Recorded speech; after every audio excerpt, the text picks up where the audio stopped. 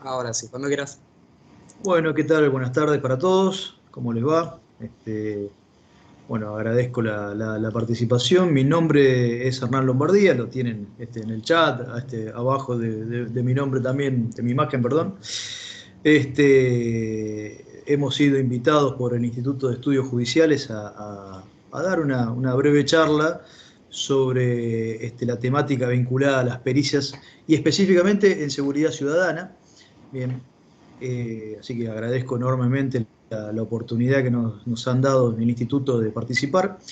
Eh, Comento un poco brevemente, yo soy docente de Derecho Administrativo, es mi especialidad, bien, así que van a notar que voy a hacer muchas referencias al derecho público, básicamente.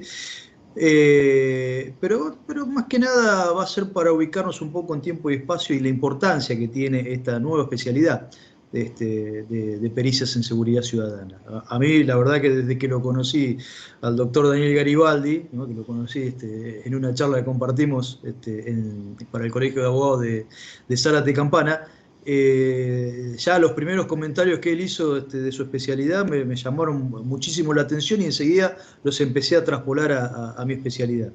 Y me llamó muchísimo la atención. Por eso me encantó poder participar hoy y poder participar con él, que los va a adentrar en este mundo y que yo estoy seguro que les va a fascinar.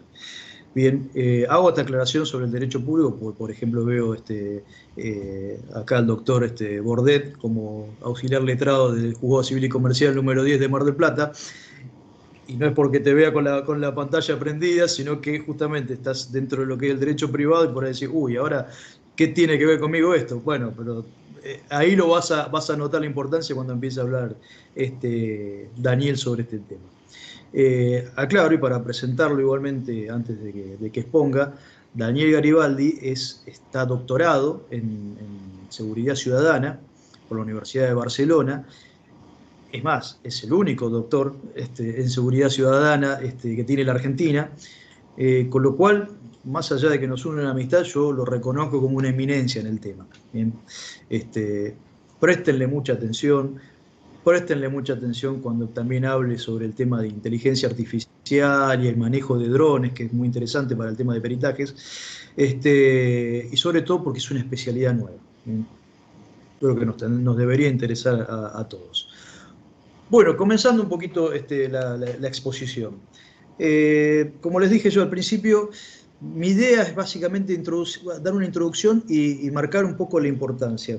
Y mucho desde el derecho público, pero también desde mi faceta como abogado, ¿no? Yo ejerzo la profesión de abogado libre, así que me parece que también es una buena forma de encararlo. Eh, Dentro del derecho administrativo, y me voy a abocar un poco a eso, una de las cosas que nosotros sabemos, y no nos ha quedado duda, por más que lo discutamos y no nos guste, es que previo a iniciar una causa judicial, nosotros tenemos que proceder a agotar lo que se conoce como la vía administrativa, es decir, iniciar un reclamo administrativo previo, transcurrir todo ese procedimiento administrativo, bien, y finalmente podamos arribar, si es que no tenemos una respuesta que a nosotros realmente nos satisfaga nuestro requerimiento, recién ahí poder iniciar la causa judicial. ¿Por qué hago mención a esto? Porque la verdad que incluso como una mala práctica que tenemos muchos abogados, y digo tenemos porque yo lo fui incorporando de a poco con el tiempo, es no utilizar el sistema de peritos dentro del procedimiento administrativo, es decir, dentro de nuestro reclamo previo a la instancia judicial. Después, dentro del juicio, es más común que el abogado utilice el sistema de peritos, la prueba de peritos, es mucho más común, mucho más normal y casi que uno no ve una demanda donde no hayan ofrecido prueba pericial. Bien, pero dentro del procedimiento administrativo pareciera que esto no existe. Bien. Y la realidad es que sí existe y que hay libertad en cuanto a la utilización de peritos como medio probatorio. Lo cierto es que a veces uno no utiliza este medio probatorio, pero ¿por qué? Porque, claro, empieza a considerar que la administración pública, dentro de los cuadros de la administración pública, hay diversas oficinas que van a tener su especialidad técnica y que van a poder aportar las pruebas y sus opiniones sobre lo que se necesite. Es decir, no sé, vamos a poner, por ejemplo, una determinación de oficio del impuesto inmobiliario, ¿no? Porque uno declaró en su momento X cantidad de metros cubiertos y después viene ARBA y dice, no, usted tiene más metros cubiertos y bueno, uno realiza el reclamo sobre eso y no aporta, por ejemplo, una prueba de un arquitecto o de un ingeniero que avale nuestro parecer. Bien, ¿por qué no lo hace? Porque la verdad que la provincia, en el caso de la provincia, va a tener sus oficinas técnicas que van a realizar el estudio. Bien, ¿es correcto eso? Que uno lo haga como abogado y no, yo les diría que no. Bien, ¿y por qué les diría que no? Porque ya volcados a la instancia del proceso judicial, la prueba fundamental dentro del proceso contencioso administrativo, ¿cuál va a ser? Es justamente el expediente administrativo, donde van a estar volcadas todas las pruebas, más allá de que uno lo pueda después ampliar en sede judicial, pero lo cierto es que mucho de lo que uno estuvo reclamando, no decir, no hablar de porcentaje, pero más del 90% de lo que uno reclama, lo vamos a encontrar dentro de ese procedimiento administrativo, dentro de ese expediente administrativo. ¿Está? Entonces no sería de buena práctica no utilizar, no ofrecer la prueba de peritos. ¿Bien? Pero incluso más allá de lo que la propia administración puede hacer. ¿Bien? Es cierto que la administración es impulsora, controla y debe, ¿bien? Como obligación, como principio del procedimiento administrativo, arribar a la verdad material. Tiene esa obligación, ¿no? Es una obligación legal. ¿Bien? Pero más allá de eso, ¿por qué no ofrecer, por qué no utilizar la prueba de peritos? ¿Bien? Y para eso es importante conocer las distintas especialidades. ¿Bien? Y ahí vamos empezando a entrarnos en el tema. Entonces uno empieza a decir, bueno, a ver, pero ¿me podría servir la especialidad de Daniel en seguridad ciudadana? Y uno empieza a recordar viejos casos, ¿no? Y siempre me gusta hacer mención a uno porque, bueno, como uno es medio futbolero, son uno de los casos que le ha quedado grabado en la memoria.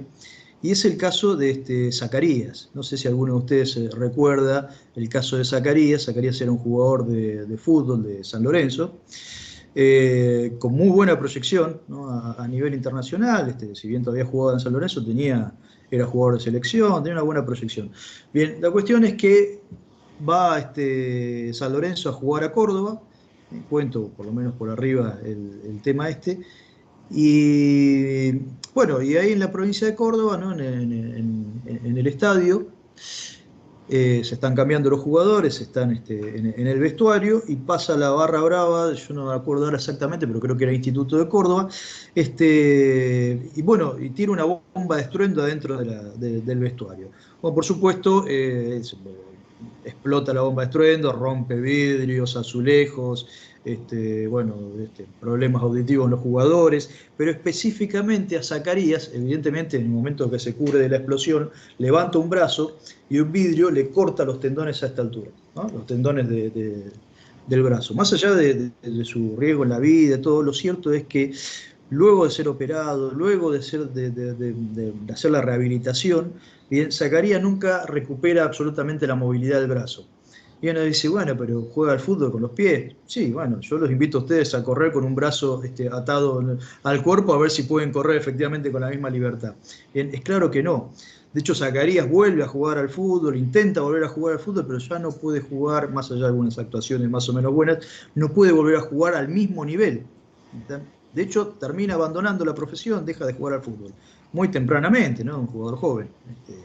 Ya les digo, todavía jugaba acá en Argentina, con proyección hacia Europa, pero todavía no había sido vendido. Bueno, se le trunca la carrera.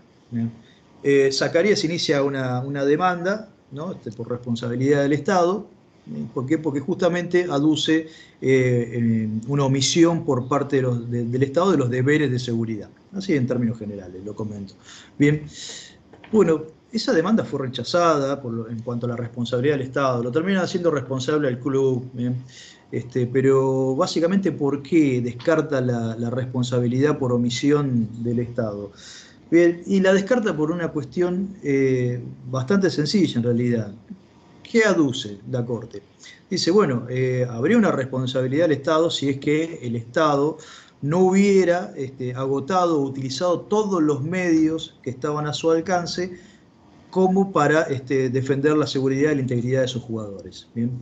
Entonces, bueno, por supuesto, había policía, bien, estamos hablando hace muchos tiempos atrás, con lo cual estamos hablando de una policía que no tenía la misma preparación que ahora, no tenía los mismos armamentos, los mismos escudos, estaba mucho más limitada. Bien, pero ¿de dónde dice la Corte que no agotó, o mejor dicho, que agotó todas los recursos que tenía como para salvaguardar la integridad de los jugadores? Bueno, de la poca prueba aportada en el expediente, que mostraba que la policía había estado en el lugar y que, bueno, había intentado y de hecho había detenido a los barra brava, los había identificado. Bueno, eso era todo lo que había podido hacer. Entonces, cuando yo lo empiezo a escuchar a Daniel sobre su especialidad, yo me empiezo a plantear, bueno, pero miren qué distinto hubiera cambiado la situación de Zacarías si yo hubiera tenido esta especialidad y me hubiera marcado, por ejemplo, Daniel, como en su momento me lo marcó en el famoso clásico frustrado de River y Boca en la final de la Copa Libertadores, donde me mostró que el sistema de seguridad estaba mal implementado, ¿no? Y me fue marcando detalles que a mí se me escaparon realmente porque no tengo el ojo clínico para ver eso, no soy especialista. Por ejemplo, darme cuenta que la primera línea de la policía en realidad eran cadetes, y bueno, si son cadetes no tienen, no pueden portar armas, y además en realidad no están investidos todavía de la función policial, con lo cual realmente no podían hacer absolutamente nada, ni siquiera levantar una cachiporra y pegarle a alguien que se extralimitó. No podían hacer absolutamente nada, ni detener tampoco. Entonces ya vamos, ese sistema implementado y fue muy deficiente. Bien. Entonces uno dice, bueno, ¿quién me lo puede marcar? Y bueno, justamente, personas como Daniel Garibaldi son los especialistas en ese tema. Uno como abogado tiene que recurrir siempre. Y vuelvo nuevamente al procedimiento administrativo.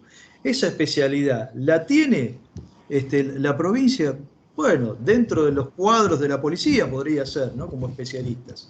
Bien, como especialistas entre comillas, porque no han hecho los cursos correspondientes por su propia actividad. Bien. Es más, uno habla con Daniel y se da cuenta que también falta preparación en la misma policía en cuanto a lo que es seguridad ciudadana. Pero bueno, más allá de eso, que lo va nuevamente después expresar Dani, lo cierto es que por ahí podría ofrecer la provincia y acompañar prueba en materia de seguridad, bueno, por sus propios expertos de la policía. ¿Y yo puedo hacer algo dentro del procedimiento administrativo o me quedo con eso solo? No, por ejemplo, podría llamarlo a Daniel y decir, Daniel, mira, yo te pido que me asistas acá, te contrato, bien, no como perito, pero sí como consultor técnico, bien. Una buena figura, que no la van a encontrar contempladas en la ley de procedimiento, y no es que no la van a tener contemplada porque no quisieron, sino porque esta figura de consultor técnico para la época de la sanción del decreto 7647, no se imaginarán por el número, no existía la figura, no se conocía, bien, y tampoco la vemos contemplada específicamente en el Código Contencioso Administrativo y ni tampoco en el Civil y Comercial. Bien, más allá de que exista la figura del perito de parte, bueno, pero como consultor técnico yo lo puedo llamar y ahí tengo, ¿no? Como dentro del procedimiento administrativo ya tengo volcado todo el informe de Daniel como especialista, ¿bien? Que a mí me va a servir eventualmente no solamente para el procedimiento administrativo, porque frente a la negativa después eventual de la administración, cuando vaya ya yo al proceso contencioso administrativo, y tal vez ni siquiera lo llamo, lo cito como perito, lo ofrezco como perito, sino que yo ya tengo todo lo que necesito, ¿dónde? En el procedimiento administrativo, ¿no? Y me ahorré un paso importante dentro del proceso. ¿Por qué digo un paso importante dentro del proceso? Y ya yendo a lo judicial, porque dentro del proceso contencioso administrativo se prevé una audiencia, ¿no? En el artículo 41 del Código Contencioso, donde justamente se empiezan a ver los hechos pertinentes y la prueba conducente. ¿Ven? La prueba conducente puede ser efectivamente un peritaje realizado por un experto en seguridad ciudadana, pero como yo ya lo tuve en sede administrativa, ni siquiera lo ofrezco, porque ya lo tengo todo en el expediente administrativo. Bien, y supongamos que esa es la prueba fundamental. ¿Qué sucede con el proceso? Se cierra la discusión porque la prueba, la única prueba pertinente, se encuentra ya incorporada al procedimiento administrativo a través del expediente administrativo, bien, que ya está incorporado a la causa. Entonces, lo único que me queda ya es un plazo para alegar, que es muy corto, y pasa los autos para sentencia. O sea, miren cómo yo acorté el proceso judicial por el solo hecho de utilizarlo a Daniel como especialista dentro del procedimiento administrativo. ¿Bien?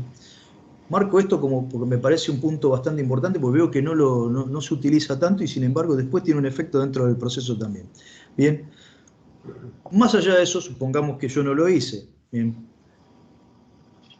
Entonces tengo la posibilidad de ofrecer la prueba pericial. ¿Bien?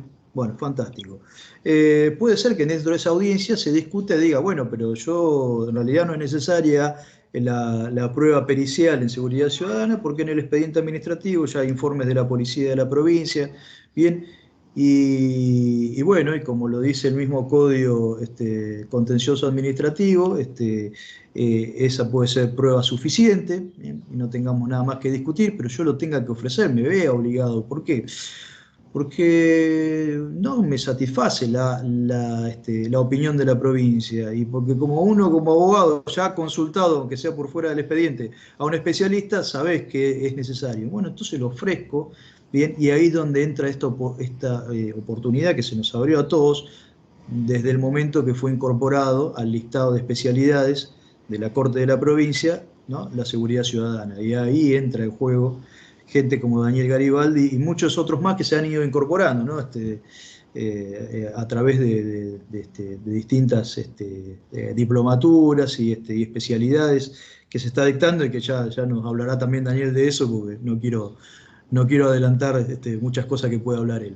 Bien, sobre todo respecto a la asociación que comanda Daniel vinculado a la seguridad ciudadana. Bueno, no dejar de ver esa oportunidad que nosotros tenemos única como abogados y que vaya o valga la redundancia, nosotros somos colaboradores de la justicia y ciertamente yo estoy seguro que muchos miembros de la justicia van a agradecer que nosotros, siendo previsores, hubiéramos agotado ya esa prueba en sede administrativa y podamos acceder al proceso judicial, pero básicamente sin tener que proceder a que se produzca este tipo de prueba especial. Bien, ¿por qué? Porque ya hemos sido previsores y lo hemos desarrollado en el expediente administrativo. A mí me parece que es algo extremadamente útil. Bien, no voy a profundizar en lo que es la prueba de peritos, no los voy a aburrir con ese tema, pero sí llamar la atención que sería interesante que sea incorporada la especialidad de consultor técnico a los procesos. Me parece que es algo que realmente ayuda, auxilia al proceso, bien, y además, vamos a ser sinceros, también descomprime lo que es a la oficina pericial, porque si yo puedo ofrecer un consultor técnico en vez de caer en la oficina pericial, también descomprimo de trabajo a una oficina que ciertamente, porque uno lo conoce y conoce gente de adentro, saben que están saturados de trabajo y es necesario este auxilio, entre comillas, que uno le puede dar como profesional. Bueno, pero básicamente esto, mi idea era darle pie a Daniel, que se explaya sobre el tema, y remarcarles que presten atención, que me parece que es algo muy novedoso y me parece que es algo que sin duda alguna nos sirve a toda la ciudadanía, vamos a hacerlo amplio, a toda la ciudadanía, no solamente a nosotros como especialistas del derecho. Dani, te doy paso a vos, ya te he presentado, pero te invito a que te presentes nuevamente y te escuchamos atentamente, incluido yo, porque me fascina escuchar los temas que desarrollas. Muchísimas gracias, Hernán. Muy, muy amable por tu presentación, excesivamente generosa. No soy una eminencia en el campo, solo un estudioso de un tema que como dijo alguna vez Alvin Toffler, él refirió a que cada vez hay más personas que saben más sobre temas más pequeños, ¿no? Cada vez la hiperespecialización, y sí, cada vez hay mayores saberes en temas que resultan más específicos. Y esta hiperespecialización hace que exista una colisión en tantos casos con muchos saberes, con muchos usos y costumbres principalmente, sobre todo en un campo como la seguridad. Y hace la aparición de estos nuevos estudios, este nuevo campo disciplinar, que esos usos y costumbres vayan quedando de lado. Eh, bueno, soy licenciado en Seguridad Ciudadana, soy doctor en Seguridad y Prevención por la Universidad Autónoma de Barcelona, miembro fundador de la Asociación de Profesionales de la Seguridad de la Provincia de Buenos Aires y soy director del Instituto Pericial en Seguridad Ciudadana. Esta asociación profesional surge justamente como una necesidad de darle contención y asesoramiento a los colegas licenciados en seguridad que se van a desarrollar en este nuevo campo profesional que es el de las pericias en seguridad. Es un campo profesional sumamente nuevo. Va a surgir recién en el año 2017 con el acuerdo de la Suprema Corte de Buenos Aires, el 3861. Recién ahí vamos a tener la especialidad pericial en la provincia. Antes ya tuve la oportunidad de intervenir en varios expedientes judiciales, pero por mi profesión de docente universitario, entonces por un pedido de asistencia técnica a la universidad donde yo trabajaba, primero en el Instituto Universitario de Policía Federal, después, años más tarde, a la Universidad Nacional de Lanús, y bueno, así es como surgen estas primeras armas que voy forjando, y después, desde la asociación, es que logramos el alta en Provincia de Buenos Aires y también en Ciudad de Buenos Aires. En Ciudad de Buenos Aires por resolución presidencia de la Comisión de Administración y Gestión y Modernización Judicial, la 29 del 2019 del año pasado. Pero previo a todo, soy un grosero si no le agradezco al Instituto de Estudios Judiciales de la Suprema Corte de Justicia de la Provincia de Buenos Aires por este espacio y por permitirme hoy estar con ustedes y a Hernando Embadía también, que es quien motorizó que este encuentro sea posible. Vamos a ver, el tema de la seguridad es algo que es transversal a todo y cada vez más, desafortunadamente cada vez está más en vigencia y más a la orden del día. Y vamos a observar, sobre todo si alguien quiere hacer una consulta, alguna aclaración o repreguntar o alguna opinión, le pido por favor que habilite el micrófono y que lo haga, eso se lo voy a agradecer. Determinados temas que son frecuentes, ¿no? Por ejemplo, y que no los pensamos, que están dados, son así, siempre fueron así, y es normal que sea así. Puede ser habitual, puede ser incluso hasta normal, ahora sí no es legal. Y en determinadas circunstancias, claro que echar mano a este recurso puede servir también como otra prueba más que va a sumar. Y voy al punto. Es habitual la aportación del arma reglamentaria de los policías en una jurisdicción extraña a la cual ellos poseen el nombramiento. Por ejemplo, es habitual que en la provincia de Buenos Aires haya personal de la policía de la Ciudad Autónoma de Buenos Aires que está de franco de servicio o que se está dirigiendo a su domicilio porque vuelve a prestar servicio y está armado. Entonces yo me pregunto y les pregunto, esa arma que no es propiedad de la gente, sino que es propiedad del Estado provincial o del Estado municipal, como es el caso de la ciudad de Buenos Aires, eh, ¿tiene portación de arma en una jurisdicción distinta? Veamos el ejemplo. un policía de la provincia de Buenos Aires para hacer un procedimiento en la ciudad o hacer un procedimiento en otra provincia necesita un exhorto, naturalmente, la prorrogación de ese poder de policía que tiene. Bueno, pero si está de franco de servicio, tenemos el otro supuesto, ¿no es cierto?, en persecución. En ese caso sí, podría realizarlo en persecución de un delito, ante flagrancia, una investigación, algo urgente. Franco de servicio no se da el caso. Entonces, y si tenemos en cuenta que la gran mayoría de las muertes de los policías se da cuando están de franco de servicio, es decir, vamos a ver que si empezamos a limitar esta situación, vamos a solucionar muchísimos problemas. Pues, el estado policial de un policía de la provincia de Buenos Aires se lo da, lógicamente, la ley orgánica de su policía, pero el agente comienza a tener estado policial con el nombramiento, con ese decreto del Ejecutivo Provincial. En el ámbito de su provincia, cuando sale de la provincia, deja de ser policía, con todo lo que eso implica. Es decir, todas las obligaciones que tiene un policía, deja de tenerlas cuando está en otra provincia. Lógicamente, si no está trabajando, si no hay un exhorto judicial, estamos hablando de franco de servicio. Estamos acostumbrados a que haya enfrentamientos armados en Ciudad de Buenos Aires, y verdaderamente nadie repara en ese dato. Si el procedimiento fue realizado adecuadamente, no pasa nada, nadie se pregunta. Ahora, si resulta que una persona resulta lesionada, hubo un exceso en la utilización de la fuerza, o directamente hubo un homicidio, bueno, todavía no está la sentencia, pero del caso Chocobar, una situación donde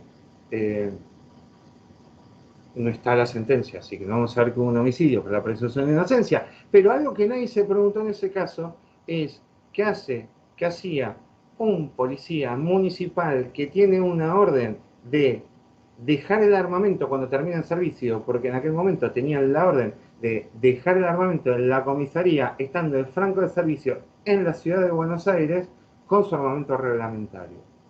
Distinto es el caso si el arma que tiene es propia, porque el organismo que le da la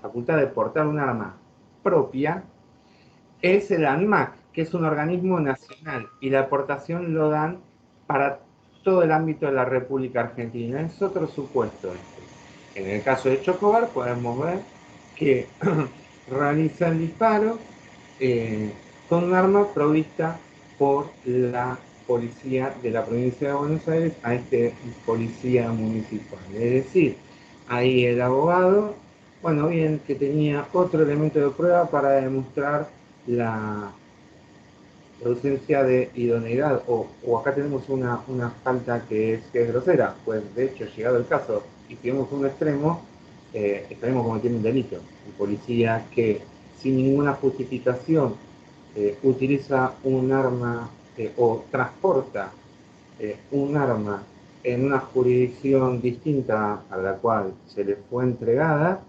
en este caso es un delito. Ahora, lo curioso es que se toma por usos y costumbres uno es policía en toda la República Argentina. Bueno, es que eso no es así. Los policías que son policías en toda la República Argentina son los que integran las 4 fuerzas federales, que dependen del Ejecutivo Nacional. Policía Federal, Prefectura Naval Argentina, Gendarmería Nacional, Policía de Seguridad Aeroportuaria. Más no es el caso de las policías provinciales.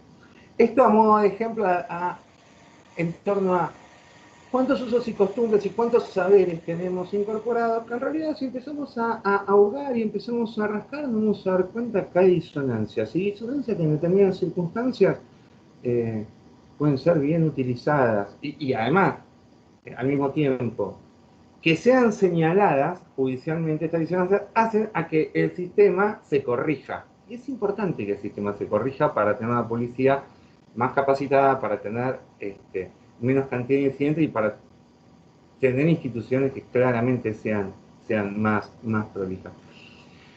¿Qué pasó en el campo de la ¿Y por qué recién ahora es que tenemos peritos? Bueno, porque el campo de la seguridad tuvo una evolución, un campo disciplinar que tuvo una evolución. Recordemos que hasta la década del 80, hasta la década del 80, sí, hasta el advenimiento de la democracia, las fuerzas policiales dependían de las Fuerzas Armadas. Directamente, las fuerzas federales eran comandadas por las Fuerzas Armadas. La prefectura dependía orgánica y funcionalmente de la Armada Argentina, Gendarmería dependía del ejército argentino, no existía la Policía de Ciudad Aeroportuaria, existía la Policía Náutica Nacional, que dependía orgánica y funcionalmente de la Fuerza Aérea. Con el advenimiento de la democracia, eso se separa, vamos a tener una ley de defensa nacional, recién en el año 1988, que en el artículo 4 va a decir que las cuestiones atinentes a la seguridad interior serán regladas por una ley especial. Esta ley especial va a ser la ley de seguridad interior, que se va a sancionar en el año 1992 y va a quedar zanjada claramente cuál es la cuestión militar de la cuestión policial. Cosas totalmente diferentes. De la década del 80 al 90 se va a caracterizar por la autogestión policial. La cuestión policial la manejan los policías, las políticas de seguridad la maneja la policía. La política estaba distanciada de lo que tenía que ver, no se habla de políticas públicas de seguridad, era una cuestión policial. Hasta que la gente dejó de ir a golpear las puertas a la comisaría para empezar a ir a golpear las puertas a la intendencia. Ahí se dieron cuenta. Y esto va a pasar a principios, mediados de los 90. Entonces ahí sí la política va a tomar los asuntos de seguridad como lo que verdaderamente son, una cosa que le es absolutamente propia. Y esto va a llevar de la mano, a que el ámbito universitario, que siempre le sumó desprecio a todo lo que tiene que ver con la utilización de la fuerza pública, distinto pasa con la cuestión militar, que la cuestión militar es algo que se estudia desde hace muchísimos años. El primer libro que tenemos registro es El arte de la guerra de Sun Tzu, que si mal no recuerdo lo escribió en el 400 a.C. Pero en materia policial, veamos que no hay textos en la Argentina que sean anteriores a la década del 90. Sí hay textos que eran escritos por policías para policía, como los de Fentanes, pero que no hablaba de políticas públicas, sino que eran más bien descriptivos. Y poco aporte pueden generar. En España va a ser distinto, en Estados Unidos va a ser distinto. Ya de la década del 60, fines del 50, se va a empezar a estudiar la institución policial y va a existir, lógicamente, con la política. A partir del 90, entonces, en la República Argentina van a aparecer universidades que van a tomar nota de esta necesidad de capacitar cuadros políticos y profesionales en materia de políticas públicas de seguridad, y van a aparecer de una forma afortunadamente masiva de licenciaturas en seguridad en universidades públicas y universidades privadas. Son muchas. Y esta última, podemos llamar que es la última etapa del campo disciplinar de la seguridad, donde ahora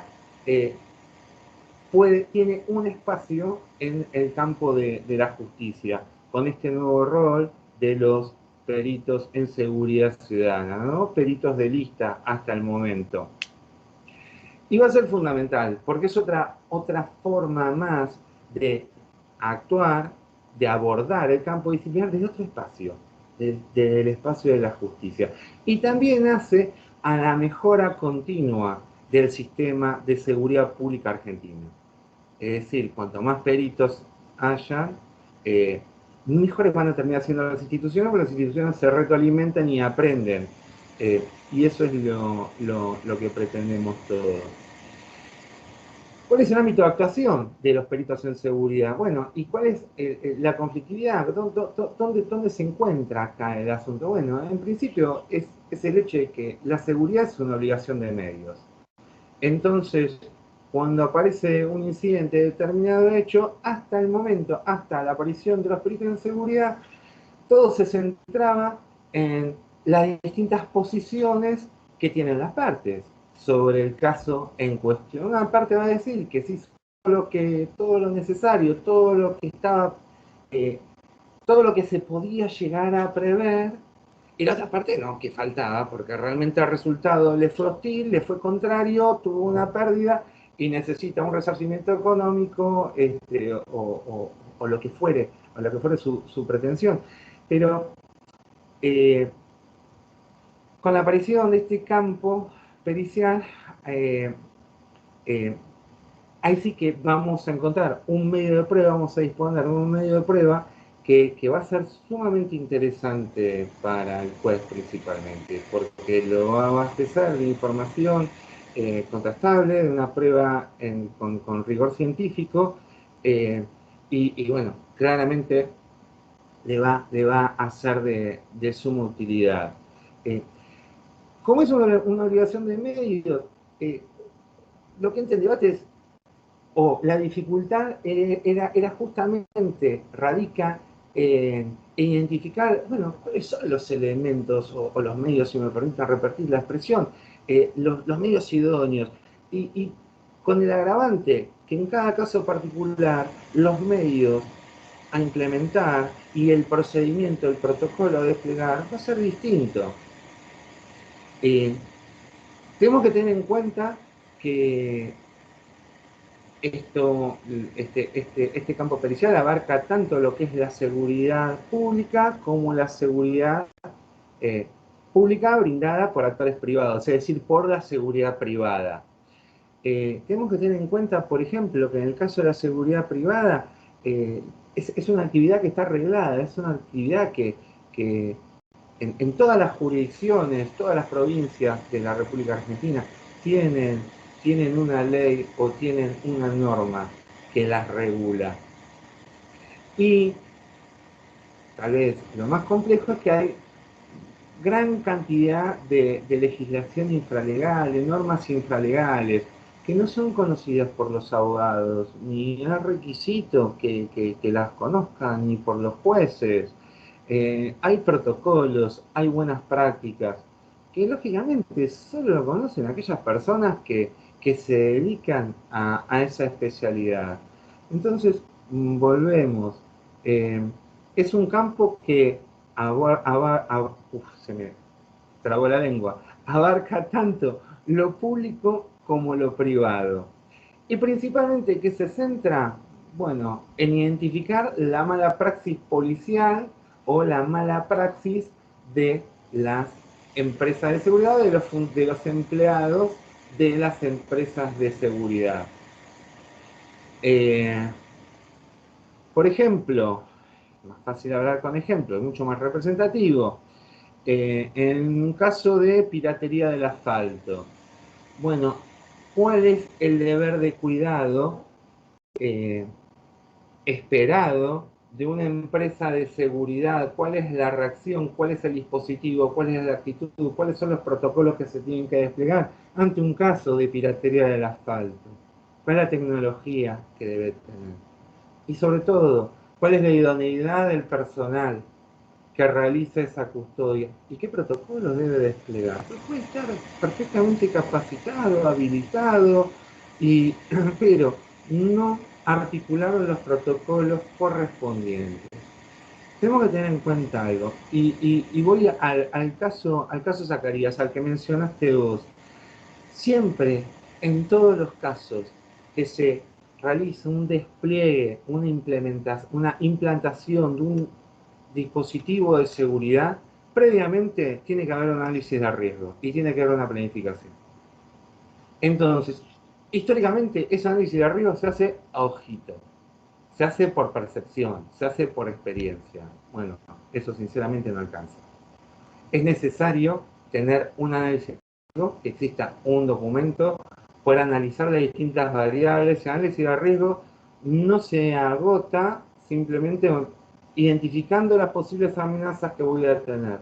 El análisis de riesgo también debe contener cuáles son los distintos protocolos o las distintas medidas que voy a implementar ante la aparición de las distintas amenazas, porque siempre van a ser varias. No conozco actividad que tenga una sola amenaza.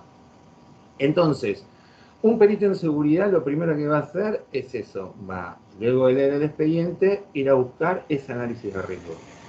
Y a ver, ese análisis de riesgo si se condice con los elementos o los recursos humanos y tecnológicos desplegados.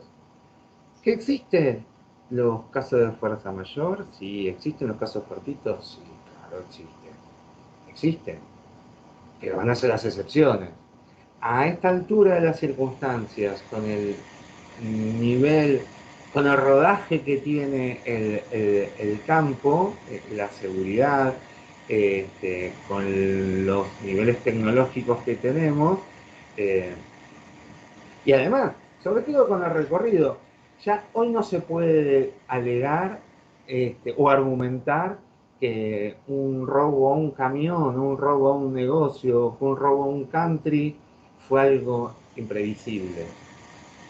Fue un imprevisto. No se puede alegar eso. No se puede. ¿Por qué? Porque tenemos una estadística de siniestralidad que es altísima. Entonces, no, en Ciudad de Buenos Aires y en el Gran Buenos Aires difícilmente se pueda alegar eso. Entonces hay que tomar acciones. Otro ejemplo, bueno, como mencionaba, el robo en country, el deber de cuidado, ¿qué es lo esperado por parte de la empresa de seguridad? ¿Qué es el servicio? ¿Cuál es el servicio que debe brindar? Eso va a ser fundamental. ¿Cuál es la habilitación que tiene que tener? Que eso en teoría lo tenemos que saber todos porque surge la ley, pero no lo sabemos todos. ¿Cuáles son los cursos de capacitación? ¿Se hicieron esos cursos de capacitación? ¿Cómo le tengo que preguntar al vigilador para saber si él me muestra que tiene el certificado que hizo el curso de capacitación? Pero quienes estamos en el ambiente sabemos que esos cursos de capacitación se venden, no se realizan. Las academias en la provincia de Buenos Aires son privadas, en líneas generales pertenecen a empresas de seguridad, y claro, como son cursos que, este tema, ¿no? Que nuestros legisladores quieren modificar la realidad, solo con legislación, con leyes, sino que con una buena norma ya listo, está zanjado el problema, ¿no? Le pongo muchísimas horas de capacitación al vigilador, 100 horas de capacitación. Y después resulta ser que queda la empresa de seguridad, le sale carísimo tener a un vigilador, a un empleado de seguridad capacitándose tanto tiempo, porque para el negocio es teniéndolo en el objetivo y pudiéndole facturar al cliente. Entonces prefiere pagar lo que sea a la empresa, a este centro de capacitación que está homologado, que está autorizado, pero el hombre tiene el certificado pero no tiene los saberes. Bueno, eso también son temas que los conocen aquellas personas que están en el ámbito, ¿no? Bueno, que si hiciste un curso de 100 horas, ¿dónde lo hiciste? ¿Quién fue tu profesor? ¿Qué material te diste? Preguntas qué. En una declaración testimonial va a ser muy fácil que poder demostrar que ese certificado no es apócrifo, porque es real, pero que ese curso efectivamente no se desarrolló. Bueno, ni hablemos si tenemos personal que no tiene el curso, personal que no tiene el alta, porque un vigilador no es una persona con un uniforme de una empresa. Un vigilador es vigilador cuando tiene el alta que así lo establece, alta que va a emitir la autoridad de aplicación.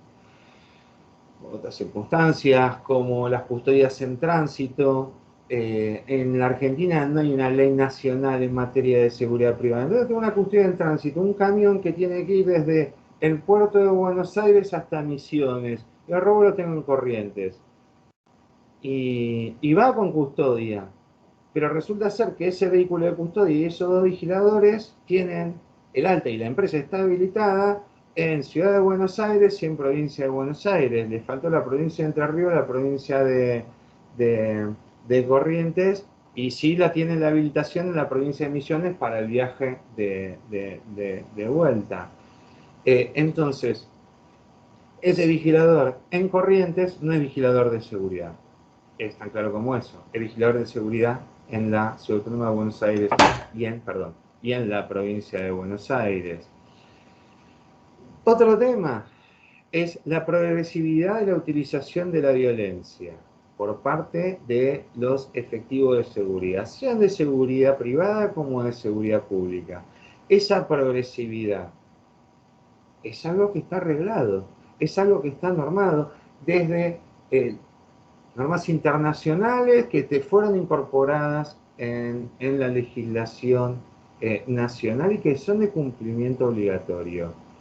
Debe existir esa progresividad. Y esa progresividad va a variar dependiendo de las circunstancias. Lógicamente, no es fácil ser policía, no es fácil trabajar en seguridad. Hay que ser muy profesional para tener ese timing y esa experiencia y esa capacitación para poder ir, sí, desenvolviéndose gradualmente hasta la máxima utilización de la fuerza, que es la implementación de un arma de fuego, llegado el caso y si las circunstancias son las adecuadas. Entonces nos encontramos con situaciones como ese policía de la ciudad que le pega una patada en el pecho a una persona que efectivamente poseía un cuchillo en la espalda, es que lo tenía escondido atrás, y esta persona fallece producto de esa patada. Y ahí vienen un montón de debates y debates y debates y opiniones, y sinceramente lo importante es saber cuántos policías había en ese lugar, quién estaba en riesgo en ese momento, cuáles fueron los elementos, los medios disponibles para llegar a utilizar una patada a una zona vital. Y tengamos en cuenta algo, realizado por un efectivo policial que sabía artes marciales. Entonces, el hecho de saber artes marciales, vamos a la definición de arma. Arma. Todo elemento capaz de incrementar la capacidad ofensiva y o defensiva de una persona. Alguien que conoce un arte marcial se la puede asimilar como que posee un arma porque tiene ese elemento, ese saber que incrementa su capacidad ofensiva o defensiva. Entonces, son mayores las exigencias que se le van a adjudicar a esa persona. Esto es algo también que lo sabemos que es usos y costumbres, ¿no? Se dice ya en el barrio, ¿no? Si sos cinturón negro tenés un arma. Bueno, es que hay mucho de realidad en esa expresión tan cotidiana. ¿Cuántos policías había? No había otro medio, no se podía esperar, no hubo negociación, no hubo... era necesario tener esa distancia tan peligrosa para el policía, porque es el policía el que se pone en peligro cuando se le acerca a la persona, se le acerca a menos de 8 metros. Sumamente peligroso. Sumamente peligroso. No, una persona con un cuchillo tiene que estar a 14 metros, no 8. Y él se le acerca, hasta que le patea el pecho y termina con la muerte. Es decir, la persona está armada, la persona está alienada, evidentemente. Le tengo que tener a esa persona, le tengo que tener respeto, tengo que tener cuidado y tengo que velar por la vida de esa persona, por la mía, por la de mis compañeros policías, pero por la vida de esa persona también. Bueno, otro caso Rafael Nahuel. Caso Rafael Nahuel. ¿Cuál fue el principal error que podemos encontrar? Que como elemento antidisturbio, es decir, para realizar un desalojo de una toma, ¿qué elemento se utilizó? La agrupación Albatros de prefectura. Es decir, la institución policial tiene muchos elementos determinados, muchas herramientas distintas, una para cada caso. Tiene negociadores, tiene grupos antidisturbios, los grupos antidisturbios van desarmados, es decir, desarmados en torno a las armas de fuego.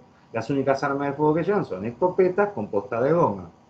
Y cada vez menos, porque ahora también se utilizan las marcadoras de comprimido, entonces esas deberían gradualmente reemplazar las viejas escopetas con posta de goma que pueden ser mortales a una distancia menor a 7 metros. Pero vamos al caso de Rafael Nahuel. ¿Cuál fue el elemento empleado? Se utilizó el elemento más duro que tiene la prefectura, que es la agrupación Albatros. La agrupación Albatros, para aquellos que no la conocen, son una fuerza de élite, una fuerza hiperentrenada. Es el equivalente al grupo Halcón, es el equivalente al grupo especial GEOF, es un grupo especial. Se utiliza en situaciones de máxima violencia. Tengo una toma de rehenes, en un buque, tengo que realizar un abordaje en un buque donde necesito máxima violencia, tengo a unos profesionales de primera línea. Ahora, si utilizo una herramienta para algo que no amerita, es que voy a romper todo. ¿Y qué es lo que pasó? No son personas que estén preparadas para ese tipo de situaciones, están preparadas profesionalmente, psicológicamente, operativamente, para desplegar la violencia en otra escala, en una escala totalmente distinta que para un desalojo en una toma de tierras. Naturalmente iba a resultar un fracaso. Otro ejemplo, la represión que hubo en la ciudad de Buenos Aires en el Borda. ¿Recuerdan? Se le pegó a médicos, a enfermeros, a personas que pasaban, a los propios internos del Borda, a los propios pacientes psiquiátricos del Borda. ¿Por qué pasó eso? ¿Quién fue el grupo que estuvo a cargo y que se desplegó en el lugar? ¿Fue un grupo antidisturbios? No, no fue un grupo antidisturbios. Fue justamente el DOEM. El DOEM es el equivalente al Albatros, pero de la antigua Policía Metropolitana. Vean ustedes, un nivel de fuerza desproporcionado. ¿Por qué? ¿Es culpa del DOEM? Bueno, a ver, el DOEM no tenía que haber acudido. Pero pasa que, como la agrupación Albatros no tenía que haber ido. Sí, pasa que son instituciones cerradas, verticalistas, donde no existe la posibilidad de decir no a una orden. Claramente, la responsabilidad del que dio la orden, sea política o sea policial, da igual. Alguien dio la orden, alguien dijo que decidió utilizar determinado instrumento para algo, para determinada situación que no era propicio. Ese instrumento no es propicio para tal situación. Yo les puedo asegurar, les puedo dar fe que el personal del DOEM era personal altísimamente capacitado y muy profesionales. Ahora, en ese caso fue una aberración lo que hicieron de principio a fin. ¿La responsabilidad es culpa de ellos? Bueno, a ver, yo no voy a hablar de culpas. Yo sé que es el instrumento que no es el adecuado y, y, y lógicamente es que no tienen ni el armamento ni la capacitación como para gestionarlo. Y que un dictamen pericial, haciendo esta afirmación, con un montón de ejemplos puestos para muchísimo, va a ser más sencillo. A ver, o el caso de la Copa Libertadores que también nombró Hernán, ese River Boca. Además de tener cadetes de la policía de la ciudad de Buenos Aires, cadetes que no tienen estado policial,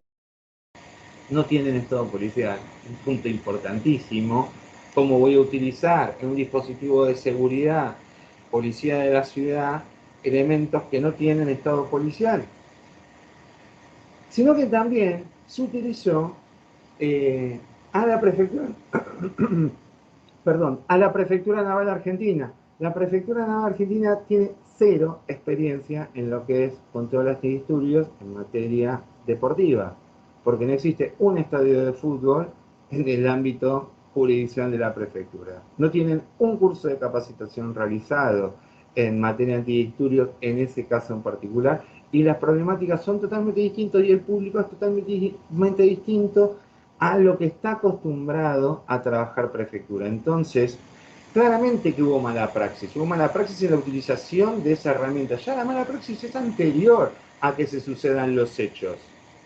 Los hechos fueron el simple devenir de un conjunto de errores previos y de responsabilidades previas.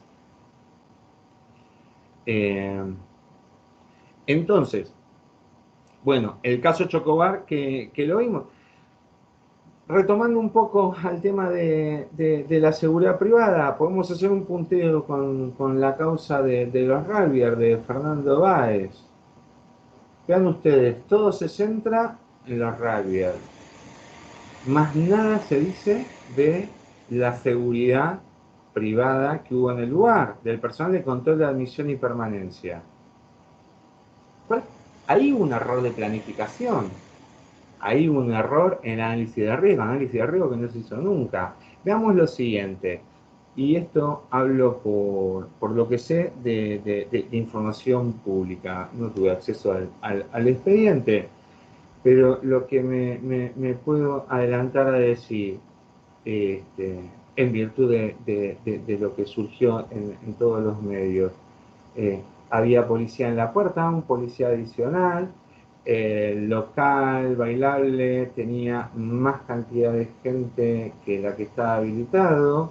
Tengamos en cuenta que los controladores de admisión y permanencia son una actividad que está arreglada, de hecho, a nivel nacional, por la ley 13.964, que fue incorporada, es una ley convenio, que fue incorporada a la legislación de la provincia de Buenos Aires por el decreto 1096 del año 2009, que establece que tiene que haber un controlador de admisión y permanencia cada tantas personas que haya en ese espectáculo, en este caso, en este local bailable. Si está superpoblado, bueno, tenemos que ver qué pasa con esa relación entre controladores, es decir, vigiladores, y, y la cantidad de personas que había.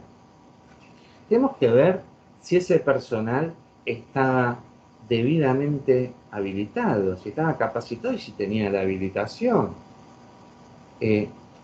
El jefe de seguridad del lugar o el tomador de decisiones de la seguridad de ese lugar o responsable de ese boliche, que contrató un policía adicional y que después alega que ese policía adicional no estaba porque estaba en la esquina, porque se estaban peleando. Ahora, resulta que si yo hago un análisis de riesgo y hago y recopilo información, las peleas en esa cuadra eran habituales, permanentemente había peleas.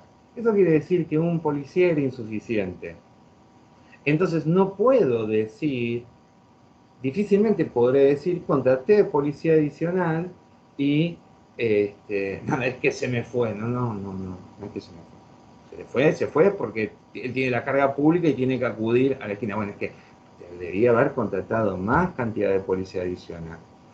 La empresa de seguridad que prestaba servicios, estos controladores de admisión y permanencia, por ley tienen la obligación, la ley específica que regula la actividad, la obligación de denunciar los delitos que tengan conocimiento en el ámbito del ejercicio de sus funciones. Es decir, en este caso particular, tienen la obligación de denunciar. Hicieron la denuncia, lo sacaron del local, a todos, a la persona damnificada y a los agresores. Debieron haberlos retenido, sí, detenido, debieron haber hecho la denuncia, tuvo que haber bajado policía y ahí se los tuvieron que haber entregado. Y al personal, a Fernando Báez, bien está establecida la norma, le tenían que haber dado contención y resguardo, porque él se fue a divertir, salió golpeado, con la ropa rota, y esa sucesión generó el espacio para que después las cosas puedan seguir empeorando. Es decir, si todos hubieran sido profesionales, la historia hubiera sido distinta.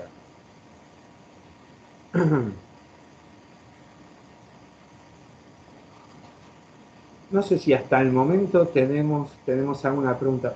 Otro ejemplo en el que bien puede intervenir. En el caso, de hecho, intervine en el caso, perdón, yo saqué un supermercado en el año 2001, diciembre del 2001. Saqué de un supermercado. El supermercado demanda al Estado por ausencia de deber de cuidado. El Estado de la provincia de Buenos Aires dice, hicimos todo lo que pudimos. La verdad es que se hizo todo lo que se pudo. Bueno, cuando uno empieza a mirar el expediente se da cuenta que en principio no. Antes de mirar el expediente ya sabemos que el Estado, es decir, el gobernador de la provincia de Buenos Aires de aquel entonces no dispara el artículo 24 de la Ley de Seguridad Interior, que es el que le requiere la utilización de las fuerzas federales. Es decir, pide el apoyo de las fuerzas federales en el ámbito de su territorio. ¿Eso hubiera modificado en algo la realidad de ese supermercado? Posiblemente no. Sí hubiera agotado la instancia y sí, a partir de ese momento, la provincia de Buenos Aires está en condiciones de decir, hice todo lo que estaba a mi alcance. Pues no estaba, no había hecho todo lo que todavía le quedaba, pedir apoyo, pedir auxilio a las fuerzas federales. Y no lo hizo.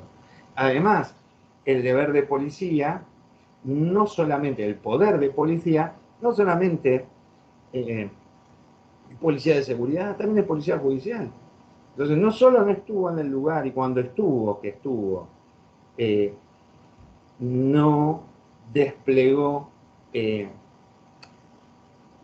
su potencial en el sentido de que poco puede hacer un patrullero con 80 personas que tienen interés o intenciones de romper una persiana metálica para ingresar, pero es que no dio la voz de alto, no prendió las sirenas ni las balizas, no dio la orden policial, no dio un aviso policial, es decir, no hizo nada de lo que debía hacer, simplemente se limitó a subirse al vehículo, al móvil, y irse del lugar. Pero tampoco labró un acta, tampoco informó al fiscal para que intervenga, ni tampoco retornó, finalizados los hechos, con la segunda gran función que tiene la policía de la provincia de Buenos Aires, que es la de función de policía judicial. Identificar a los culpables, resguardar las pruebas, tomar muestras, es que no lo hizo. Falló todo, falló en el plano de la policía de seguridad y en el plano de policía judicial. Bueno, como pueden observar, el campo, el campo pericial, es sumamente interesante, tiene una profundidad verdaderamente insondable, y este es solo el comienzo. Somos bastante pocos peritos por el momento en la provincia de Buenos Aires, en la Ciudad Autónoma de Buenos Aires. Recién nos vamos a poder inscribir el año próximo porque es cada 2 años la inscripción. Perdón, sí, en el 2021, para ser peritos en el 2022, en la Justicia Nacional y Federal, por un tema administrativo no estamos en el sistema, así que recién el año que viene nos vamos a poder inscribir. Pero también existe un acuerdo de la Corte Suprema de Justicia de la Nación dando el alta de la especialidad pericial, que eso nos habilitaría para la justicia nacional y federal. Es un campo que todavía es desconocido porque es excesivamente novel, pero no tenemos muchas dudas que a medida que vaya tomando difusión va a brindar unos resultados sumamente importantes para todos, creo que principalmente para la sociedad, porque va a generar, va a motorizar que tanto las instituciones policiales como la seguridad privada trabaje de una forma cada vez más profesional. Y eso es importante. Otro caso, que también estoy interviniendo, otros casos, en los casos en los que policías que fueron exonerados o cesanteados, expulsados de su fuerza, por si las dudas, porque debió haber sabido que un subalterno realizó tal o cual cosa. Bueno, ¿no? ¿Cuál es la exigencia que hay sobre la policía? Que el policía no es omnipresente.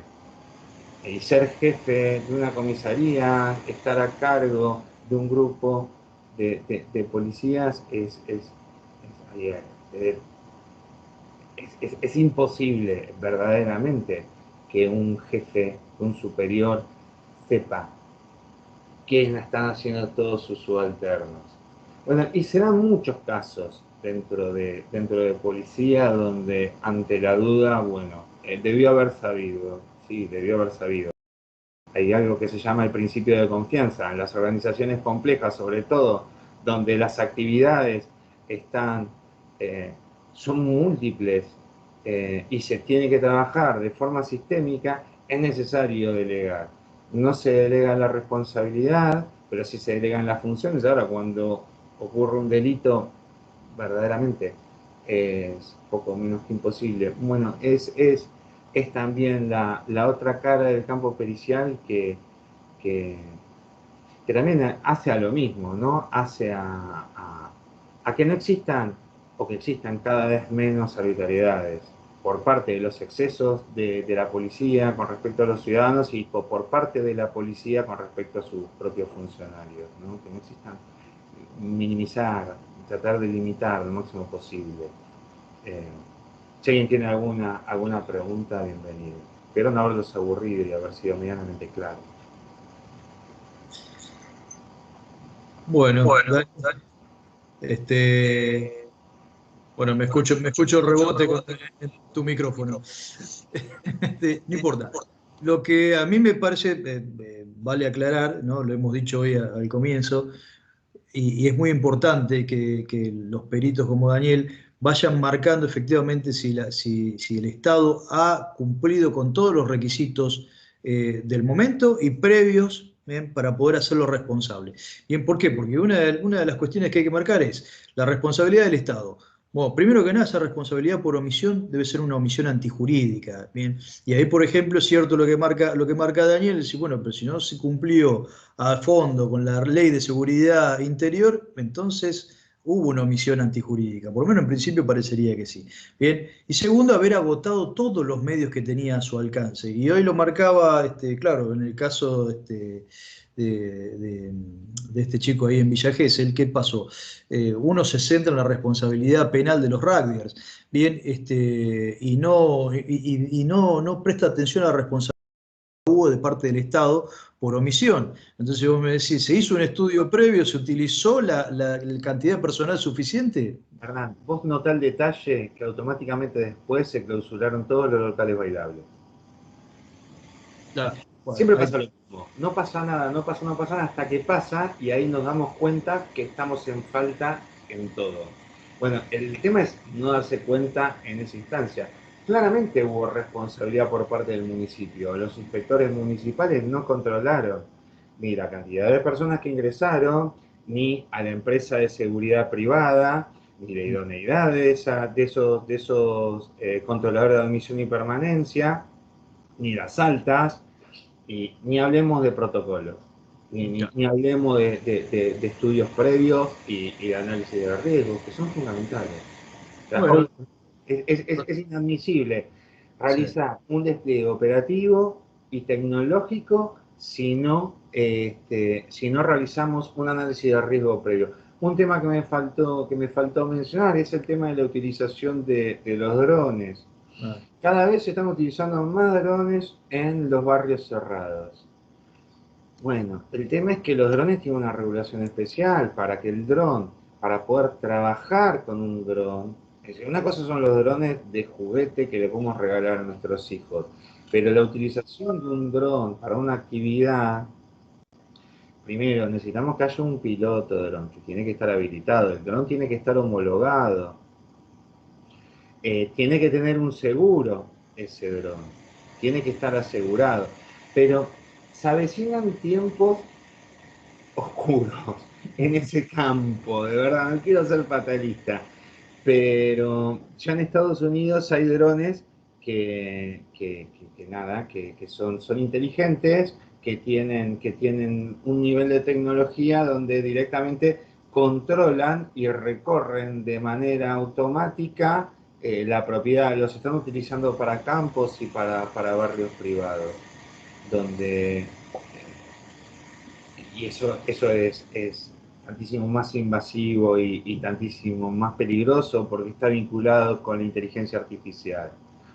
Este, y, y hay algo, que en materia de inteligencia artificial los drones armados existen, ya los utilizan las Fuerzas Armadas, pero hay un dato de la realidad que no tenemos que despreciar. Y es que los rezagos, las segundas tecnologías de las Fuerzas Armadas, es decir, del campo militar, automáticamente las segundas tecnologías, ya cuando quedan obsoletas, cuando apareció un producto mejor, quedan obsoletos, es absoluto, no hay segundos lugares en el campo de la guerra, es vanguardia o es un elemento destruido. Entonces, pasan al campo de la seguridad, pasan todos los rezagos, todas las segundas tecnologías pasan al campo de la seguridad, es automático, es el segundo mercado que tienen.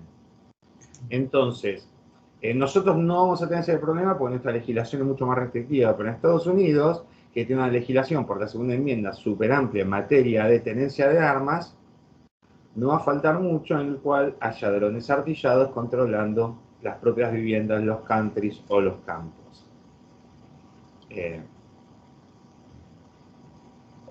un tema orwelliano realmente y espantoso. Sí, quiero marcar algo, Dani, que vinculado a la inteligencia artificial. Es decir, la inteligencia artificial, si bien a ese sistema es cierto que lo carga de datos en una primera instancia una persona, y esto no, vamos a ser bien realistas, no estamos hablando de ciencia ficción, esto es algo de la realidad. Ustedes lo pueden observar en sus propios celulares. Cuando usan, por ejemplo, los que usan Apple, ¿no? Los famosos iPhone, ¿qué pasa? Utilizan, ¿no? Y a veces se ponen a jugar con el Siri, ¿no? Y haciéndoles preguntas. Bueno, esa primera carga de datos la realiza un ser humano, ¿bien? Es cierto, pero posteriormente ese sistema de inteligencia artificial va evolucionando y va tomando sus propias decisiones.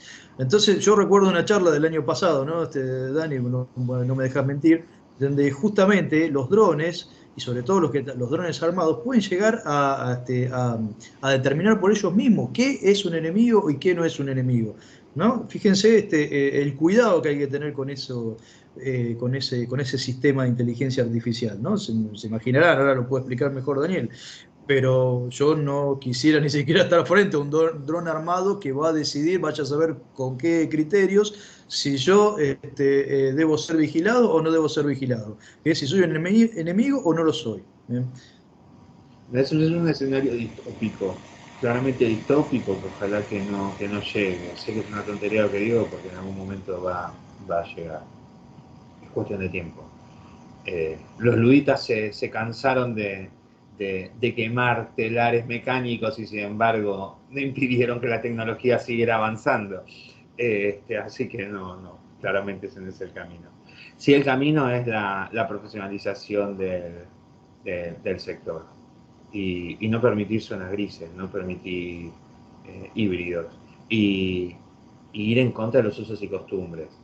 porque todas las instituciones tienden a cada vez ir un poquito más allá y se va normalizando. La deformación profesional cada vez se normaliza más y nada, el tema es que todo vuelve a lo legal cuando uno acude, ¿no? Cuando uno llama a la legalidad, a la norma. Bueno, pero ya el daño está causado. Claro. El punto es ese. El punto ¿Qué, es... qué tenemos normado respecto a este tema de drones? La Bueno, licencia y qué más. no, respecto a los drones es necesario tener una autorización, es necesario tener una licencia de piloto, el dron tiene que estar homologado, tiene que tener determinadas características y va a tener también una matrícula de ella. Ah, Este, pero no es tan sencillo. El tema es que el conocimiento, muchos cantes y muchas empresas de seguridad están incorporando drones, mm, porque muy vanguardista. Pero en realidad lo que están comprando es un problema inmenso. Hay empresas de seguridad que en country brindan servicios armados, lo que está taxativamente prohibido por la ley de seguridad privada. Este, lo que están haciendo es comprar un problema enorme. Un problema enorme. bien. Te saco un poquito del tema porque quedó pendiente una pregunta acá en el chat. El licenciado Alejandro Belizán pregunta, dice, ¿qué pasa cuando el Estado se justifica por sus incapacidades? Como la falta de cuatriciclos que dijo el ministro Berni. Bueno, pero fíjate, por ejemplo, los cuatriciclos, por la ley de tránsito, solamente pueden circular en determinados lugares establecidos. Los cuatriciclos no están homologados para circular en la vía pública. Ahí tenemos un problema enorme, porque tenemos a todas las policías y a todas las fuerzas federales que tienen cuatriciclos. Y el problema lo tenían cuando lo tenían que asegurar.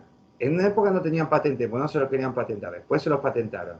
Pero como los querían asegurar, claro, lo que pasa es que las compañías aseguradoras te lo terminan asegurando porque policía no es que solamente te asegura los cuatriciclos, que es un juicio perdido. Porque que te pise un cuatriciclo ya es que no, por la ley de tránsito, después terminar la ley de tránsito, es taxativa. Los cuatriciclos pueden circular en lugares preestablecidos, porque no son un medio de transporte idóneo, son peligrosos. Los cuatriciclos son mucho más peligrosos que las motos. Uno vuelca con el cuatriciclo y se queda paralítico, se rompe la columna. Claro. Por eso es que se puede circular con moto y no con cuatri.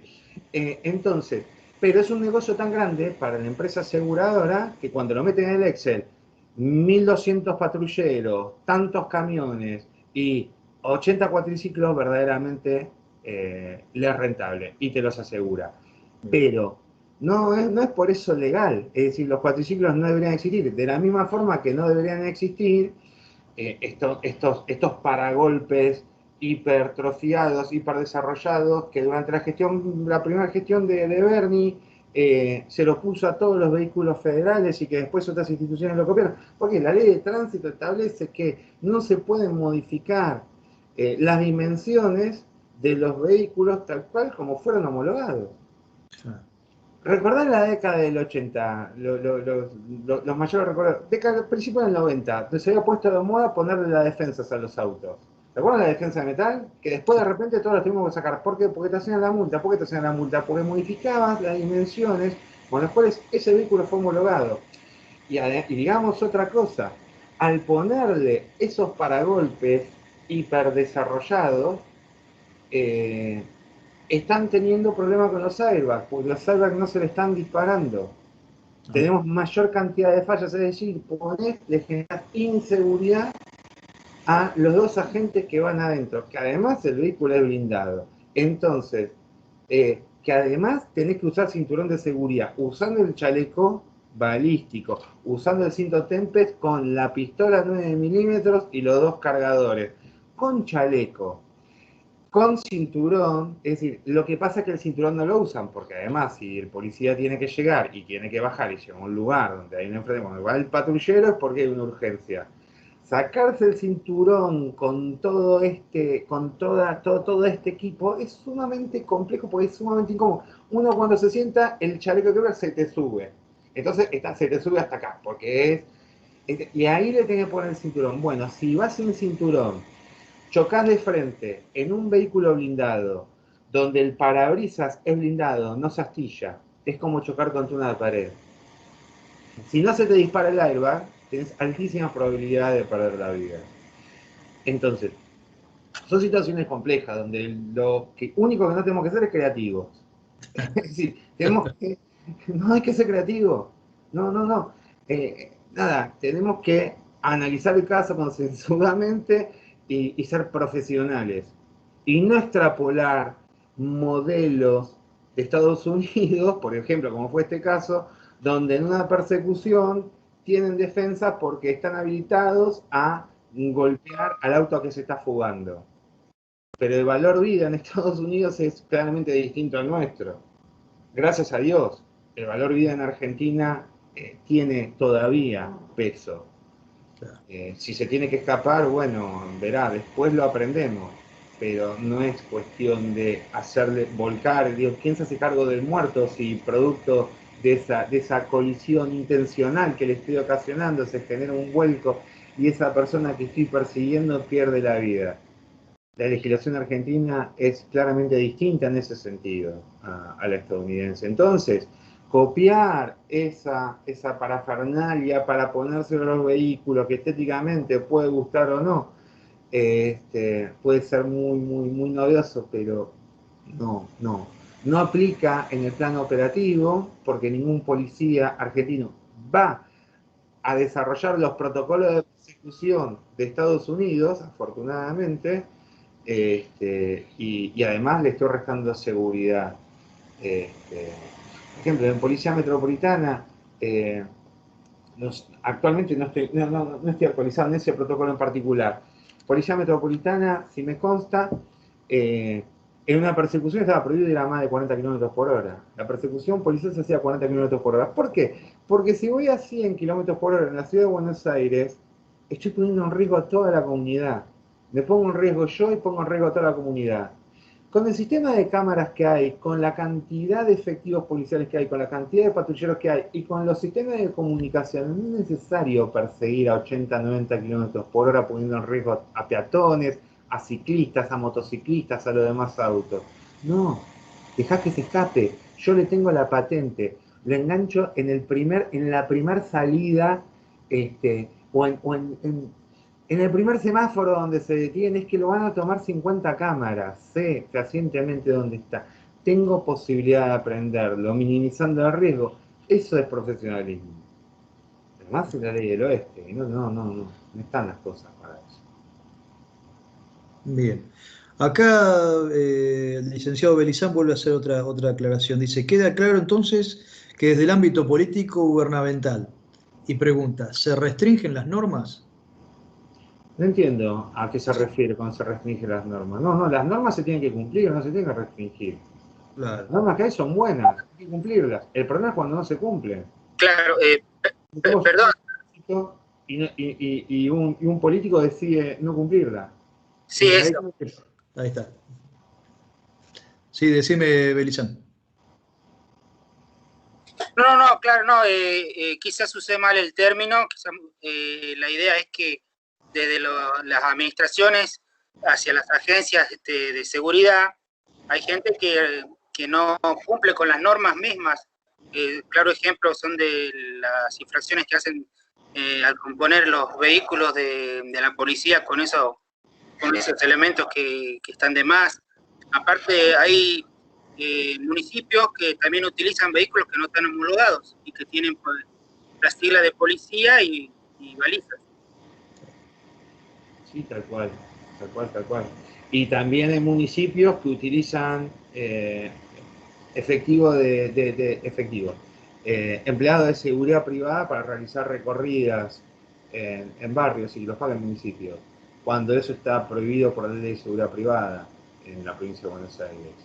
Es decir, en la vía pública solamente pueden cumplir servicios de seguridad privada si hay una licitación y en determinado lugar específico, no pueden realizar recorridos.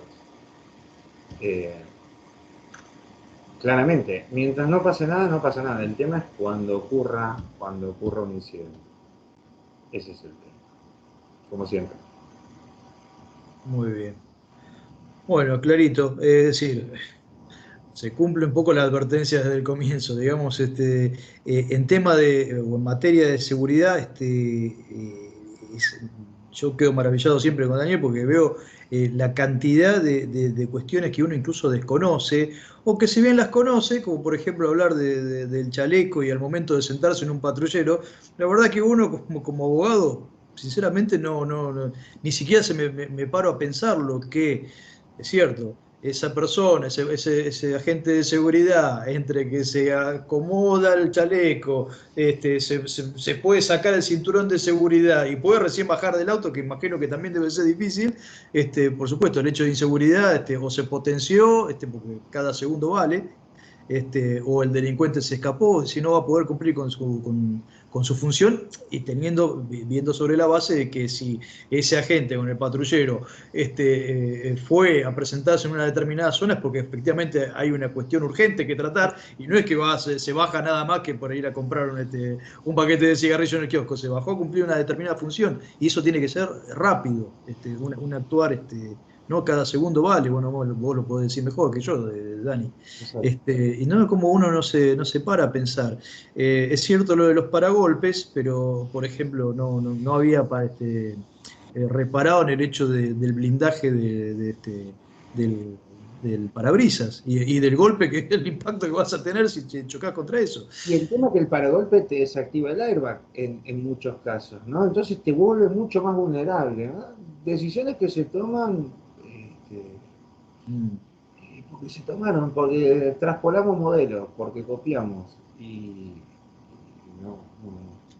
Si fuese Claro, tan a veces copiar no es lo conveniente, sino realmente legislar y regular en base a nuestras propias experiencias, no copiar lo de los demás. Bueno, la verdad que es muy claro. No sé si alguien más tiene alguna otra cuestión que preguntar. Los invito a participar, pregunten lo que deseen.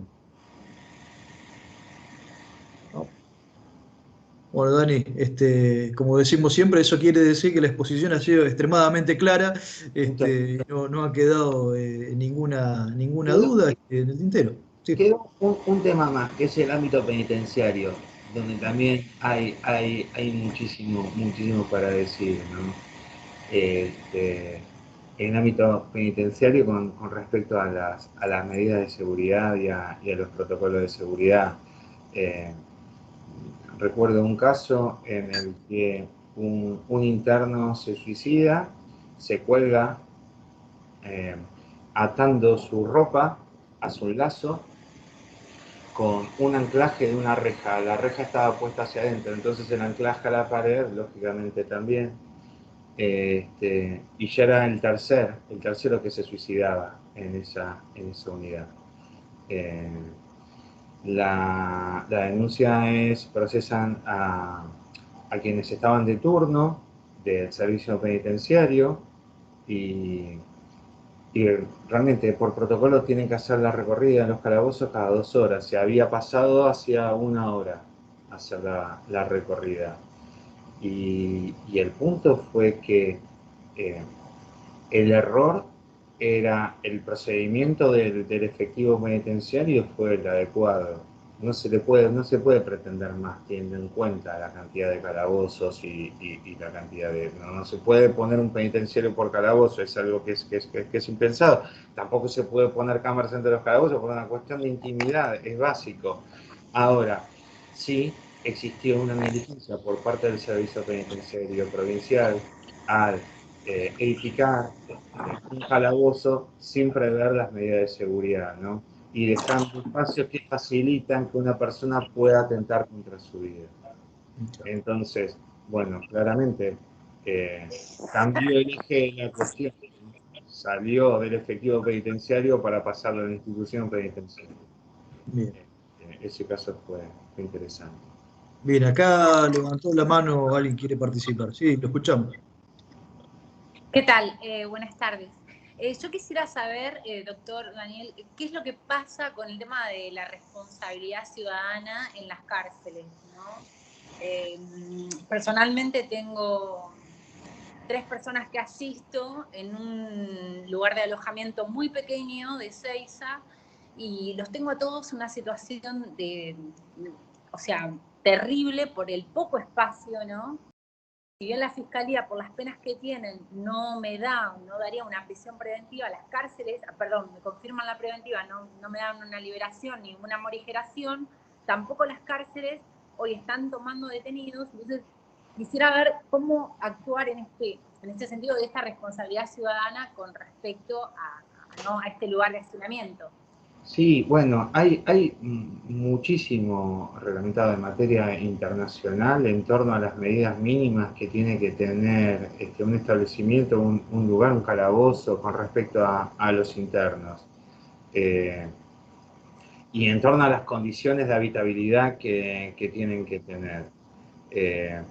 El punto es, sí, un dictamen pericial en ese caso sería un elemento de prueba más. Ahora, no me animo, bueno, tampoco es función mía, ¿no? Hacer conjeturas respecto al resultado, teniendo en cuenta cuál es la situación carcelaria actual y que se encuentra absolutamente colapsada. Pero tal vez sí se podría conseguir otro tipo de medida, como una domiciliaria o algo por el estilo. Pero sí sería también sería también un elemento de prueba para ese caso en particular. Porque, como digo, habría que hacer una inspección ocular y después hacer el dictamen, claramente. Perfecto, muchísimas gracias. No, por favor. Bueno, a Roberto Ángel Pinto también está levantando la mano. Roberto, habilitate el micrófono y pregunta nomás. Te escuchamos. Buenas tardes, doctor. La pregunta es, no es técnica, sino usted habló de inscripción para el año que viene. Me gustaría, bueno, si tiene un mail para después poder consultar el año que viene para realizar el curso. Para realizar el curso de perito en seguridad ciudadana. Sí, en Provincia de Buenos Aires no hay problema. Realmente este año sí que funcionó correctamente la inscripción. Lo único que hay que hacer es el curso que tenemos que hacer todos los peritos para poder inscribirnos en Provincia de Buenos Aires. Lo que dije que se abre el año que viene es en Ciudad de Buenos Aires, donde no es requisito hacer el curso, y en Nacional y Justicia Federal, que se va a abrir para nosotros el año que viene, podemos hacer el trámite que nos está faltando. Para que nos incorporen en el sistema informático, que es una formalidad. Pero en este caso, sí, en marzo comienzan todos los cursos, que dan los colegios profesionales, los cursos de práctica pericial, no recuerdo cómo es que se llama, si te acordás vos, Hernán, ¿cómo que se llama el curso? Sí, son los cursos de capacitación. De capacitación de peritos. Los dicta la Corte también, acá en provincia, ¿no? Ah, perfecto. Perfecto. Y en septiembre se abren las listas y ahí te puedes inscribir. Valga la pregunta, Dani, ¿están colegiados ustedes? No, no estamos colegiados. Justamente uno de los objetivos que tiene la Asociación de Profesionales de la Seguridad es eso, es conseguir la colegiatura, y estamos trabajando en eso. Es fundamental. Bueno, estaremos informando eventualmente cuando ya estén colegiados. Pero bueno, es cierto que un primer paso es conformar bien la asociación y comenzar las capacitaciones, ¿no? en esta especialidad. Es, digamos, distinto la capacitación como perito para ser incorporado al listado oficial, pero también están las capacitaciones que se dictan, por ejemplo, a través de ACEPBA, en esta especialidad en seguridad ciudadana, ¿no? Claro. Ahí nos podés informar, bueno, eventualmente si interesa crucen información para las diversas diplomaturas que han estado dando. No hacer publicidad acá en este medio, está todo en la página web. En la página web de la asociación está todas las actividades que desarrollamos y que son de gran utilidad para los profesionales de la seguridad que se quieren dedicar a este campo profesional. Muy bien. Bueno, excelente. ¿Alguna otra consulta? Bueno, no veo acá en el chat nadie más. Bueno, a ver, ahí nos están saludando, muchas gracias, dicen acá. Muchas gracias. No, por favor, gracias a todos ustedes por la participación, por habernos escuchado, lo que hemos podido agregar a temas vinculados a las pericias, pero básicamente a las pericias en seguridad. A mí me encanta, me gustaría también agregar, hoy que hablamos el tema de inteligencia artificial, ¿no? Que para que uno no le vaya prestando atención realmente, ¿no? Hay una división de la ONU, sin ir muy lejos, que está justamente abocada a este tema de la utilización de inteligencia artificial y los drones con inteligencia artificial. Bien, o sea, no es un dato menor. ¿Por qué digo? Porque Daniel dijo, bueno, se vienen tiempos oscuros respecto a esto. Sí, claro. Fíjense que un organismo como la ONU está atento y está trabajando ya hace bastante tiempo. No sé cuánto lleva esta unidad especial, Dani, pero sé que hace unos años que está trabajando. Sí, y que bueno, que está muy abocada y realmente preocupada sobre esta temática de los drones y la inteligencia artificial. Así que yo creo que vamos a tener que prestar atención y nosotros como abogados, los que lo son, están participando, también, porque no dejamos de prestarle atención, porque estamos en lo cotidiano, tal vez nos interese, ¿no? Cómo fue una cuestión de seguridad, a ver si el Estado fue responsable o no, pero yo les planteo esto: el Estado es responsable si habilita la utilización de un dron con inteligencia artificial y ese dron viola determinadas normas de seguridad. ¿Es responsable el Estado o no lo es? ¿No? Yo se los dejaría como pregunta, ¿no está? Porque no es tan clara la respuesta. Bueno, les dejo la inquietud. Creo que para otra oportunidad hasta lo podemos charlar. Yo tengo mi visión, pero sería larga de desarrollar. Pero... Roberto, otra vez. ¿Esa es tarea para la casa, la pregunta? Sí, sería tarea para la casa, para el hogar. Sí, pero básicamente porque es el futuro, son las cosas que se vienen y así como alguna vez dijimos, bueno, no, a mí que me importa la utilización del Skype o de alguna cámara y una teleconferencia. No, si total yo voy hasta la casa de mi vecino y charlo con él frente a frente. Hoy estamos viviendo esta nueva realidad que se nos vino encima de un día para el otro, nos tuvimos que acomodar y bueno, y enfrentarla sobre la marcha. Mañana vamos a tener la inteligencia artificial plenamente instalada y como quien no quiere la cosa, vamos a tener que enfrentar y sin estar debidamente preparados. Así que yo recomiendo, y agrego una cosa más, no vinculada estrictamente a seguridad, pero eh,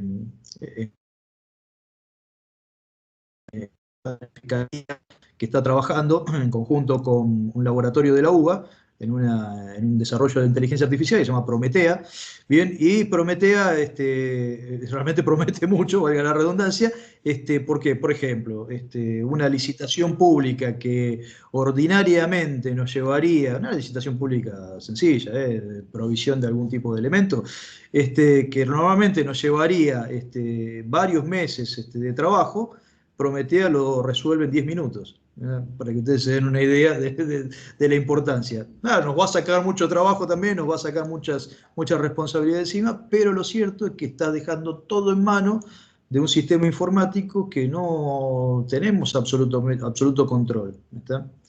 Y no sabemos para dónde se va a disparar. Entonces, me parece que sería interesante seguir trabajando sobre eso. Hemos dado charlas en algún otro momento sobre las nuevas tecnologías aplicadas a los procedimientos administrativos, al comercio electrónico, porque veníamos un poco pensando en lo que se estaba desarrollando ya en ese momento y que hoy en día es una realidad.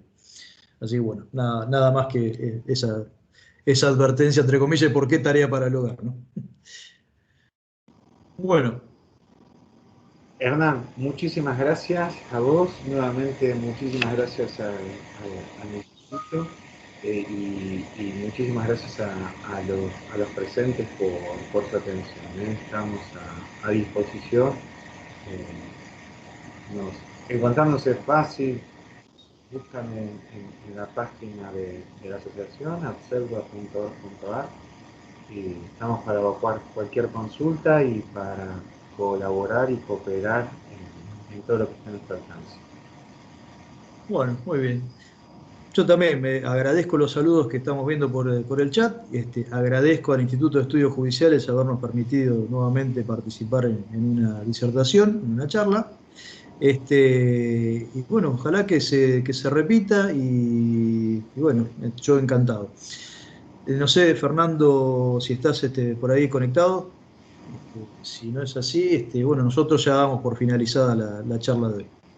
Perfecto, aprovecho y les recuerdo a los asistentes que la grabación de la charla se sube al canal de YouTube de Instituto de Estudios Judiciales y no más que eso de mi parte, agradecerles también y damos por finalizado. Saludos a todos. Muchas gracias. Muchas gracias a todos, saludos. Saludos. Dani.